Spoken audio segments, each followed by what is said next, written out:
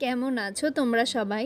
আজ তৈরি করে ফেলবো ঘরোয়া স্টাইলে আফগানি চিকেন। প্রথমেই মাংসটা ভালো করে ধুয়ে 1-1.5 ঘন্টা ম্যারিনেট করে রাখবো। আর ম্যারিনেশনের জন্য টক দই, ধনে জিরে গুঁড়ো, কাঁচা লঙ্কা পেস্ট, আদা রসুন বাটা, পেঁয়াজ বাটা, লবণ সমস্ত কিছু দিয়ে মাখিয়ে একটু হাই ফ্লেমে ভেজে নেব।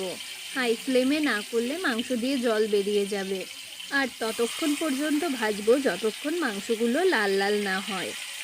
প্রথমে দিয়েই কিন্তু মাংসগুলো নাড়াচাড়া করবেন না, কেন কি সেদ্ধ হওয়া অবধি মাংসটা কিন্তু লেগে থাকবে। যাই হোক, আমি ভাজতে রয়েছি আর ম্যারিনেশনের জন্য নিচে একটু দাগ লাগতে পারে, তো ওটা নিয়ে কোনো চিন্তা করার কিছু নেই। আর আপনাদের কাছে যদি ফ্ল্যাট তাওয়া থাকে তাতে ভাজতে আরও ভালো হবে। এটা ভাজা হতে হতে আমি গ্রেভির ব্যাটারটা বানিয়ে নিই। একটা পাত্রে ম্যারিনেশনের সেম ব্যাটারগুলোই আমি নিয়ে নেব। আদা রসুন